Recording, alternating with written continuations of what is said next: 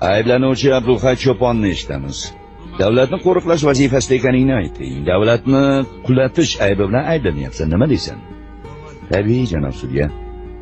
Davlat deganingiz katta tashkilot. Qo'riqlaganni ham ichida yashiryapti, yiqitishga uringanni ham. Qara, bu aytganing ham jinoyat. Fikr jinoyatidan ko'p yotmayman, janob sudya.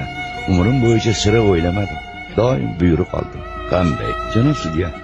Men yetimxonada yotganimda menga bir qo'l uzatildi. Meni u yerdan chiqardi, katta qildi, tarbiyaladi. Dediki, sen bu davlatni farzandisan. Seni otang ham, onang ham davlat. Bu davlat deganingiz muqaddas borliq. Eng katta sharaf unga xizmat qilib, uni yo'lida o'lish. Men bunga iymon keltirdim. Iymonimni saqlash uchun doim boshliqlarimga itoat qildim.